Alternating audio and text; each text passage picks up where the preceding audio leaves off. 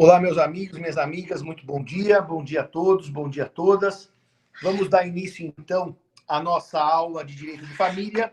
Como eu lhes avisei na semana passada, quem vai pilotar essa anal nessa derradeira aula de família é o meu querido amigo e assistente, e agora mestre pela faculdade com distinção, que é o Marcelo Cairala.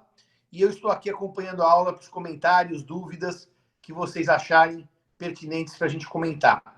O Marcelo toca a aula e eu, depois, quando ele acabar, vou dar início, então, ao curso de sucessões. Essa é a derradeira aula de família. Eu estou em Belém do Pará no momento, vim cuidar aqui de uma tarefa triste, mas necessária, que foi o sepultamento dos restos do professor Zeno Veloso, meu querido amigo, e aproveitei também para trabalhar, porque nós vamos criar o Instituto Zeno Veloso, e eu estou capitaneando isso com alguns amigos aqui do Pará. Portanto, Marcelo, vejo que faz frio em São Paulo, o calor é abrasador em Belém, já deve estar uns 28 graus essa hora da manhã. Há alimentos, a aula é sua. Professor, bom dia, muito obrigado. Apenas para informação, está 12 graus em São Paulo, faz efetivamente um frio daqueles. Eu estou aqui no perfil do professor Simão, mas só por causa da gravação e dessas minúcias tecnológicas, mas, enfim, eu preparei um PowerPoint para me ajudar, como é a primeira vez que eu vou dar essa aula, então, se não tiver nenhum problema, eu queria apresentar. Bom, vou apresentar uma janela. Apresentação de slides. Bom, alguém fora da universidade quer participar? Permitir. Beleza. Então, o tema de hoje é sobre os alimentos que Pode geram... Quando tiver alguém para, viu, Marcelo? Quando tiver alguém para entrar, eu vou autorizando, porque eu fico aqui monitorando, fica mais fácil para você dar aula, tá? Tá bom. Perfeito. Então, o tema de hoje é sobre os alimentos. E eu comecei aqui a minha apresentação com uma pequena brincadeira. O ser humano é um ser carente. Eu coloquei aqui a gazelinha, porque a gazelinha nasce e sai correndo. A gente não. A gente tem uma evolução muito mais prolongada no tempo. Então, vocês estão com 20 e poucos anos, alguns mais senhores que nem o Cícero, que já estão mais perto dos 50, mas a maioria mais próximo dos 20 e ainda não terminaram a formação profissional de vocês. E isso é tudo um fenômeno de uma sociedade cada vez mais complexa que nos obriga a estudar, a se preparar, a se capacitar cada vez mais. Eu coloquei aqui que no Brasil nós temos em média 9 anos de estudo, mas não é exatamente o ideal. Somos um país que tem um grande déficit de educação. Em países como a Alemanha, estuda-se em média 5 anos a mais do que no Brasil. Então, para um alemão médio terminar sua formação, ele estuda 14 anos. E você pode pensar que não é exatamente que nem a gazela que nasce e já se vira sozinha no mundo real. O Marcelo, mas já que você brincou com os bichos, a gente podia ser pior, podia ser marsupial, que nasce e vai para o marsúpio, para uma bolsa, para começar a vida depois do marsúpio. A gente pelo menos já sai da bolsa. Mas é verdade que tem situações de animais como elefante, gazela, os herbívoros em geral, que saem bem mais preparados que a gente, está correto? Isso gera um problema financeiro econômico. Quem que paga essa conta desse desenvolvimento prolongado e prolatado no tempo? Eu coloquei aqui o professor Lafayette Rodrigues Pereira, e que faz uma grande discussão sobre a quem deve caber o pagamento dessa conta. E muitos... Lafayette escreveu no século XIX, 1800 e tralalá. E desde lá sempre se disse, então o assistencialismo estatal não é uma questão nova, que o Estado deve proporcionar todos os meios necessários para a subsistência de seus cidadãos, etc, etc. Só que isso gera um problema, e ainda mais em sociedades cada vez mais complexas e maiores e mais populosas. Como um ente público vai sustentar 200 milhões de habitantes, que é o caso do Brasil em 2021. Então, a própria organização social, que no nosso modelo familiar é antiquíssima, Grécia, Roma já adotavam modelos familiares muito parecidos com o que a gente tem hoje, acaba estruturando toda a sociedade a partir de núcleos menores, que são as famílias.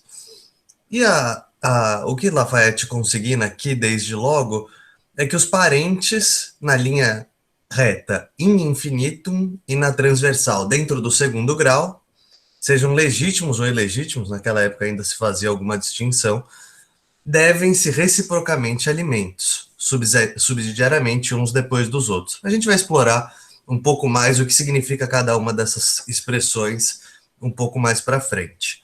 Mas, como nota introdutória, o direito dos alimentos, esse direito que visa a subsistência de seus membros, dos membros da sociedade, enquanto não se atinge uma autossuficiência econômica, social e etc., cabe primeiro à família e depois à família expandida, que é o Estado. Bom, o que a gente precisa saber quando a gente fala de alimentos? Quem paga, o que paga, como paga e quando paga. E também o outro lado, quem recebe, o que recebe, como recebe e quando recebe. Então, isso aqui é o nosso roteirinho que vai orientar toda a exposição de hoje. Bom, quem paga? Segundo o artigo 1694 do Código Civil, podem os parentes, os cônjuges ou companheiros, pedir uns aos outros, aqui já a reciprocidade que Lafayette falava, os alimentos de que necessitem para viver de modo compatível com a sua condição social, inclusive para atender às necessidades de sua educação. Então aqui a gente já vê quem são os devedores e quem pode pedir alimentos logo no primeiro artigo do Código Civil sobre a matéria. Então é uma questão entre parentes, especialmente na linha reta, e cônjuges e companheiros. Além disso, no artigo 1697, fica claro que também cabe, na ausência de ascendentes, aos descendentes. E na ausência de descendentes, aos irmãos, que são os colaterais de segundo grau, que o Lafayette Pereira colocou lá naquele trechinho que eu separei para vocês. E aqui também é importante lembrar que o direito é recíproco. Então, quem pede pode ter um dia que dar. Então, no ciclo da vida natural, você precisa de uma ajuda no começo para se desenvolver e no final também, porque a velhice também gera um estado de carência, um estado de necessidade. Marcelo, pode ser, isso sempre acontece? Não. Tem pessoas que chegam na terceira idade com todas as condições econômicas, físicas, emocionais, de saúde, etc., de continuar vivendo sozinhas para todos os dias que lhe restam. Mas tem gente que precisa de ajuda. E o contrário também é verdade. Tem menores, crianças que faturam dinheiro, ganham dinheiro. E não faz sentido um menor que ganha dinheiro pedir alimentos. Então, já queria delinear desde logo que os sujeitos dessa obrigação alimentar são os parentes, os cônjuges e os irmãos. Basicamente nessa ordem. Cairala, você vai fazer uma distinção com o dever de sustento? Quer que eu faça uma notinha sobre isso agora? Pode fazer, professor. Então tá bom. Só uma nota para vocês. Enquanto eu sou menor de idade, antes dos 18 anos, existe o chamado dever de sustento paterno-filial e, portanto, os pais devem alimentos para os filhos por serem pais. Esse dever de sustento segue a regra dos alimentos sem a noção de reciprocidade, porque nesse dever é uma via de mão única. Pais devem alimentos para os filhos, tá certo? Esse dever, em regra, ele se extingue por lei aos 18 anos, o que evidentemente decorreria do fim do poder familiar. Mas nós sabemos, como bem lembrou Marcelo, que vocês, muitos, já estão trabalhando, estudando, mas ainda não conseguem prover o próprio sustento de maneira plena. E é por isso que a jurisprudência foi delineando o dever de sustento e acabou aumentando até os antigos, reparem, 21 anos do Código 16, que era a maioridade, ampliava-se para 25. E por que 25? Interessante isso, para dar uma notinha histórica. Porque se entendia que com 25 anos, duas coisas ocorreriam. A primeira, a chamada independência por formação. A segunda, porque a partir do imposto de renda eu já não posso mais declarar como dependente meu filho com 25 anos. Era uma questão até tributária pega de empréstimo, né? E hoje em dia, essa questão do dever de sustento, ela é muito curiosa, porque tem filhos que pedem para o pai pagar o curso preparatório até virarem magistrados. Então, é um tema curioso. Tem filhos que pedem dever de sustento até que o filho se forme em pós-graduação, em mestrado. Quer dizer, cada dia mais se tenta ampliar esse dever de sustento. Mas tem julgados muito interessantes sobre esse tema, são os casos dos menores que estão na escola e só tomam pau, não estudam, estão lá só para cumprir tabela para ganhar alimentos, ou aqueles que entram na faculdade e simplesmente não aparecem, reprovam por falta, etc. E a jurisprudência tem dado um recorte mais rígido para esse dever de sustento. Mas para deixar claro que realmente aí é um dever de mão única, não como disse o Marcelo nos alimentos, que é uma questão de reciprocidade. Só isso, Marcelo. Professor, Oi. consegue me escutar bem? Perfeito. Eu achei interessante essa nota, porque ela revela também que a nossa juventude ela foi um pouco mais para frente, né? Um comentário um pouco leigo, mas os 40 são os novos 30 e assim por diante. Então, é engraçado ver isso. Eu nunca vi, pelo menos da minha parte, um julgado em que o devedor de alimentos foi condenado a pagar o curso de magistratura. Eu achei isso muito engraçado. Tem decisões, Bruna, mandando pagar curso preparatório, mas são isoladas. A maioria diz não, você que vai trabalhar e pague seu próprio curso. Mas também uma nota pessoal sobre esse envelhecimento retardado, atrasado, é engraçado porque quando eu estive no primeiro evento da International Society of Family Law em Viena, 2011, vai fazer 10 anos, a Itália já tinha um fenômeno jurídico que são chamados os adultos canguru. Por que canguru? Porque completam a idade adulta, Bruna, e não saem da casa dos pais. Ou seja, eles são adolescentes tardios mesmo e saem para casar. E essa questão dessa mudança de paradigma também é curiosa, porque quando eu voltei num evento de 2013, que já foi em Lyon, na França, também na International Society of Family Law, na Europa já se discutia os reflexos da crise de 2008 e a volta para casa por falta de condições financeiras. Ou seja, daí estavam voltando para casa dos pais, filhos com seus filhos, por falta de condições financeiras. Então, é um contínuo de debate familiar que não acaba. Não acaba porque a família não é a romana, obviamente. A sociedade não é a romana, obviamente. Então, ainda que eu explique obrigações pela teoria dualista de Brintz e das fontes romanas, eu não explico a família brasileira pelas fontes romanas. Quer dizer, não faz menor sentido pela evolução histórica. Mas perfeita a sua nota. Obrigado, Marcelo. Bom, e antes da gente passar para o próximo ponto, só uma nota sobre, como a gente viu semana passada, os parentes de terceiro grau. Eu fiz uma pesquisa rápida sobre como estava a jurisprudência hoje nos alimentos avunculares, que são os alimentos pagos pelos tios aos sobrinhos. Eu não sei se pode se falar ao contrário, professor, pode? Bom, então a discussão de fundo é saber se esse tio deve ou não ser obrigado a pagar alimentos. E a pesquisa que eu fiz, jurisprudencial, partia muito da discussão da seguinte situação fática.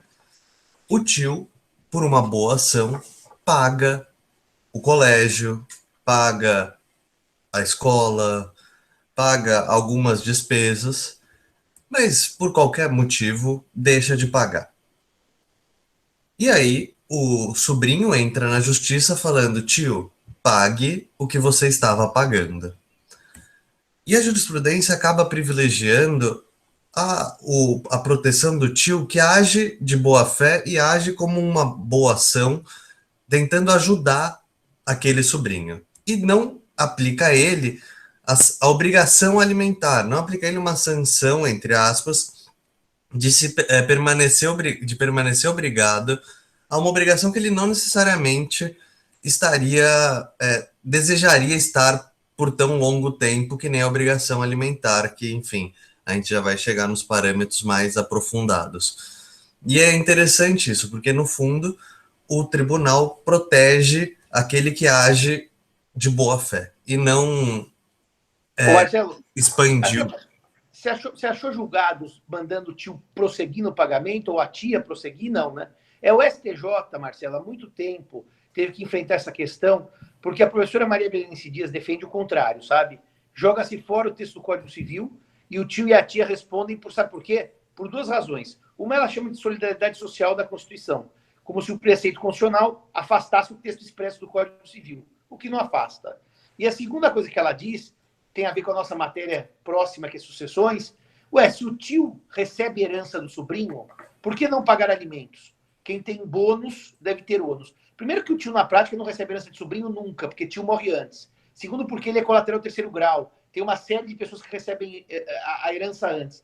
Mas o que eu acho bonito desse debate, Marcelo, é o seguinte. Toda vez que o tribunal diz assim, você está pagando voluntariamente. Parou de pagar, porque o ato era um ato voluntário. Ele está dizendo o seguinte, na verdade, eu acho que é bom que os alunos tenham isso em mente. Faça a caridade e ajude o próximo, que você não vai gerar para você um dever jurídico. Porque se o tribunal dissesse, quando fizer caridade, cuidado, que você vai ser obrigado juridicamente, ele estaria dizendo indiretamente, deixa o sobrinho morrer de fome, porque se você começar o jogo, você não sai dele até o sobrinho atingir a maioridade. Então, há um julgado famoso, um RESP das duas tias idosas, que quando o irmão se separou da cunhada, começaram a subsidiar o estudo dos sobrinhos, o colégio mesmo, e ajudar com algumas coisas. E uma hora, elas tiveram um desentendimento com os sobrinhos, já maiores, e pararam de ajudar os sobrinhos. E os sobrinhos foram à justiça pedindo a manutenção da pensão. E o STJ disse que não é pensão, é uma regra assistencial de caridade que não se confunde com o dever de prestar alimentos. Então, isso, no meu sentir, é muito interessante, porque estimula aquele que quer ajudar a ajudar, sem que ele seja obrigado a ajudar como obrigação alimentar e com vínculo. Mesmo porque, meus amigos, quem assume a obrigação alimentar, se não paga, vai até preso, conforme vocês sabem, o devedor de alimentos. O Marcelo certamente falará na aula de hoje da prisão civil. Mas era essa notinha que eu queria fazer. No fundo também, professor, a discussão é um pouco análoga da carona e do contrato de transporte, né? Se você aplicar todas as restrições e aumentos de responsabilidade do contrato de transporte para carona, ninguém mais vai dar carona, porque, enfim, é inviável você ficar responsável como transportador se você só dá uma carona. Bom, então o sistema tem lógica, né? Começo, meio e fim. Vou voltar aqui com a apresentação. Ué. Pronto.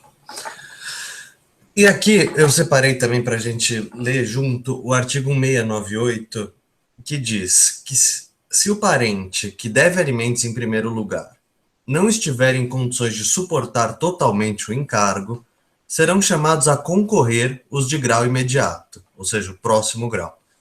Sendo as várias obrigadas a prestar alimentos, todas devem concorrer na proporção de seus respectivos recursos. E, intentada ação contra uma delas, poderão as demais ser chamadas a integrar a lide. Aí, utilizando os mecanismos processuais cabíveis, por exemplo, se você for um avô, que é o parente imediato de segundo grau na linha ascendente, você pode chamar os outros avós para concorrer na divisão da obrigação alimentar. Mas sempre os mais próximos vêm em primeiro lugar. Tá? Então aqui eu só fiz essa nota para a gente fechar a questão de quem paga alimentos no direito brasileiro. E aí, já chegando à segunda pergunta, Marcelo, então eu não poderia pedir alimentos direto ao meu tio. Exato, exatamente isso, Aline, porque não está no Código Civil. O Código Civil, vou voltar aqui no artigo. Ele diz: a falta dos ascendentes, cabe a obrigação aos descendentes, guardada a ordem de sucessão, e faltando estes, aos irmãos, assim germanos como unilaterais.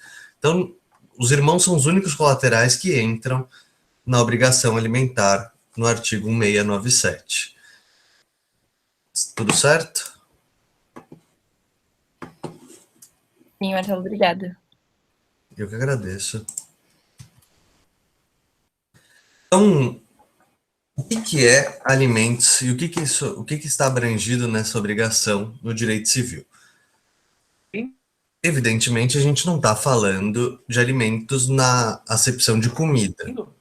Não é só de comida que se presta a pensão, também chamada no popular, de alimentos. Professor, diga.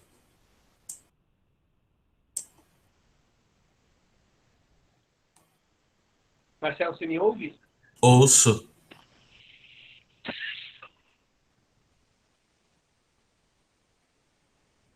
É engraçado, tá bloqueando o seu áudio.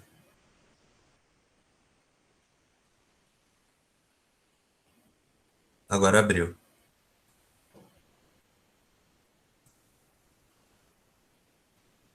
Bom, então, para o direito civil, os alimentos não são só a comida, e sim todo o necessário para a vida humana em sua plenitude. Então, aqui, emprestando um pouco um conceito de Hannah Arendt, a gente não está falando só dos alimentos necessários para a comida. Então, a gente fala dos alimentos necessários para o exercício da vida ativa, que é toda a vida humana em sua plenitude. Então, o sustento alimentar, a comida mesmo, mas também a habitação, vestimenta, educação, saúde, o tratamento de moléstias e etc. E cada vez mais a gente estende o que pode entrar ou não na obrigação alimentar. E aí eu coloquei aqui novas necessidades. Então, outro dia eu estava até discutindo com a Bruna. Se você tem na casa que você mora diversos funcionários, quais funcionários estão diretamente ligados ao seu próprio custeio? Então, você é uma criança, a babá entra ou deve entrar? Enfim. Vem outras questões. A segurança deve entrar? Depois da segurança, se você tiver vários funcionários, quem que vai recolher as obrigações acessórias desses funcionários, tributárias e previdenciárias? Tudo isso vai aumentando o custo e o valor da pensão / alimentos. E aí, eu queria fazer com vocês uma classificação. O código, ele nem sempre utiliza os conceitos da doutrina, mas aqui é bastante pacífica essa distinção. Existem os alimentos naturais e os alimentos civis. E o que são os alimentos naturais? São aqueles que são o estritamente necessário para a vida do animal homem. Então, a gente precisa comer, a gente precisa ter um teto, a gente precisa ter um mínimo cuidado de saúde. Então, o mínimo, essa esfera central de necessidades são as chamadas necessarium vitae, ou alimentos naturais. Os alimentos civis, eles são mais amplos. Eles abarcam também tudo que nos torna humanos. E aí, a primeira grande introdução nos alimentos civis foi a educação. O animal homem não precisa de escola, mas o homem em sociedade precisa. Como a gente viu, 9 anos de estudo em média, 14 em países civilizados. Então, então, por exemplo, uma ida ao cinema, lazer, diversão e etc., tudo isso não entra no conceito de alimentos naturais, mas entra no conceito de alimentos civis. Como regra, o ordenamento jurídico brasileiro adota os alimentos civis. Então, a gente pode voltar ali no 694, que diz: pedir uns aos outros os alimentos de que necessitem para viver de modo compatível com a sua condição social. Perfeito. E então a gente está falando de compatibilidade com condição social, a gente não está falando do necessário para a vida animal, a gente está falando do necessário para a vida humana em sua plenitude. E aí, eu apresento a vocês duas exceções a essa regra. Os indispensáveis à sobrevivência, que são os alimentos naturais, são previstos em duas hipóteses no Código Civil. A primeira é quando a situação de necessidade resultar de culpa daquele que está pedindo os alimentos. É o 694, parágrafo 2º. Então, a gente poderia até introduzir o exemplo que o professor Simão deu sobre a pessoa que repete por falta, a escola e etc., que prolonga sua própria necessidade. E a segunda hipótese é a mais polêmica e controversa, que o professor Simão também já abordou em aula, é do cônjuge culpado. Então, aquele que tiver declaração de culpa num processo de separação e divórcio, poderia ter sua pensão, os seus alimentos reduzidos e ainda condicionados à ausência de parentes na condição de prestá-los e ausência de aptidão para o trabalho. Então, o código ele visou uma punição do cônjuge culpado pela separação. Na prática, eu nunca vi alimentos à subsistência na separação e no divórcio.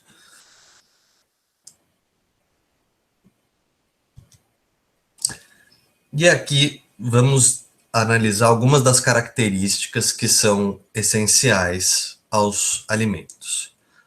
A primeira é que eles são personalíssimos. Então, quando eu peço alimentos, esse pedido decorre única e exclusivamente das minhas necessidades. Então, é uma obrigação que ela decorre única e exclusivamente da minha condição financeira, e a gente vai ver daqui a pouco da condição financeira do devedor da obrigação alimentar. Então, a gente vai ver que esse caractere personalíssimo da obrigação alimentar tem uma série de decorrências e desdobramentos em outros caracteres. Como trata de um direito para execução do essencial para a vida humana, ele é irrenunciável. Mas o que quer dizer o direito de ser irrenunciável? Quer dizer que eu não posso, com 12 anos, assistido pela minha mãe, renunciar ao direito de pedir alimentos. O que eu posso, eventualmente, é renunciar a alguma prestação pretérita que não foi paga. Então, em 2015, eu era menor de idade ainda e não recebia alimentos. Então, eu poderia poderia renunciar a essa prestação que eventualmente não foi paga. E aqui eu juntei 3 características, que eles são incessíveis, impenhoráveis e incompensáveis, que são todas decorrências do caráter personalíssimo da obrigação alimentar. Marcelo, daí você me ouve bem agora? Agora perfeitamente. Está melhor a internet? Eu precisei mudar de lugar. Deixa eu dizer uma coisa para você importante. A primeira coisa importante é só voltar um pouquinho a questão dos alimentos devidos pelos avós. Por que é importante lembrar disso? Porque hoje há um problema dos avós maternos quererem não pagar alimentos porque a criança mora com a mãe e jogar toda a obrigação nas costas dos avós paternos. Dizendo assim, se o pai não paga e a mãe paga, o problema é do pai, o problema é dos pais dele. Essa é uma primeira nota legal para dizer para vocês o seguinte: a jurisprudência tem caminhado para dizer que não, há dúvidas. Tem julgados que dizem, bom, como a mãe paga e o pai não paga, o problema é do pai e dos avós paternos. Mas há muitos julgados dizendo que, com base na ideia de divisibilidade da obrigação do 1698, pagam todos. Essa é a primeira nota. A segunda nota, que essa obrigação é divisível por força de lei do 1698, mas não é para os idosos. Porque para os idosos, o Estatuto do Idoso prevê uma obrigação solidária quando o idoso é credor dos alimentos. E aí é interessante porque, sendo a obrigação solidária do idoso, efetivamente pode o idoso credor cobrar de qualquer um dos filhos devedor a integralidade da prestação, filhos ou netos. Então, daí a dinâmica também é uma dinâmica própria da solidariedade, o que não é tradicional nos alimentos, porque o Brasil optou pela natureza divisível da prestação alimentar. Então, essas duas notas eu queria fazer. Agora, a nota sobre a renúncia é muito interessante, porque os alimentos decorrentes do parentesco, realmente, Marcelo, eles são irrenunciáveis, ou seja, eu não posso dizer, eu, filho, nunca pedirei pensão ao meu pai. Eu, pai, nunca pedirei pensão ao meu filho. Mas, por outro lado, há uma questão curiosa, que é a seguinte: quando eu estou diante de cônjuges e companheiros, normalmente em acordos de divórcio ou de dissolução de união estável, eles acabam acordando, sim, não pedir pensão um para o outro. E a jurisprudência tem entendido que essa renúncia pós-fim do casamento e pós-fim da união estável é possível e é aceitável. Só essa nota, tá bom? Perfeito, professor, muito obrigada. E aqui, continuando o raciocínio, esse desdobramento do caráter personalíssimo impõe à obrigação alimentar algumas restrições. Ela não pode servir para comércio, não é uma obrigação que pode ser cedida para terceiros, um fundo de créditos, não é uma obrigação que pode sofrer uma penhora para satisfazer direitos creditórios de credores do credor da pensão, dos alimentos. Então, ele tem essas características que são bastante restritivas sobre a obrigação alimentar. E aqui eu anotei também o artigo 1707, que ele devia estar no item de cima, mas tudo bem, que o credor pode não exercer, porém é vedado renunciar o direito a alimentos, sendo o respectivo crédito insuscetível de cessão, compensação ou penhora. Então, fechando esse raciocínio, os alimentos têm essas características que acabam por proteger a obrigação alimentar de interferências externas. E aqui eu coloco uma provocação, e aí também vale muito para os cônjuges que o professor Simão acabou de anotar. Eu posso transacionar sobre os alimentos? E aí a renúncia também, normalmente ela não vem desacompanhada de uma transação maior? A questão é que, a princípio, sim. Então, se isso atender ao melhor interesse do menor, e se isso atender ao melhor interesse dos cônjuges, os alimentos são passíveis de transação. Porque não há de se levar a ferro e fogo uma proibição absoluta, se isso acabar em alguma medida prejudicando o próprio beneficiário da obrigação alimentar. Então, evidentemente, em alguns casos não deve se permitir, porque, por exemplo, o devedor de alimentos pode exercer a sua posição de devedor de forma abusiva. Então, ele para de pagar, ele some, perde o emprego para conseguir uma outra, mudar a sua base de cálculo de remuneração, coisas que acontecem muito na prática, para receber por fora e etc. E aí, se o judiciário concordar com esse tipo de postura, a gente vai acabar prejudicando os interesses dos vulneráveis, que não é nem de longe a ideia dos alimentos. Aqui faço mais algumas notas sobre características dos alimentos. A doutrina chama de imprescritibilidade e o professor... Marcelo, para fins de gravação, faz a pausa de 5 minutos, porque já são 8h10, e daí a gente retoma a gravação, tá? Tá bom. Então, gente, até já. Eu vou pausar a gravação e a gente já volta.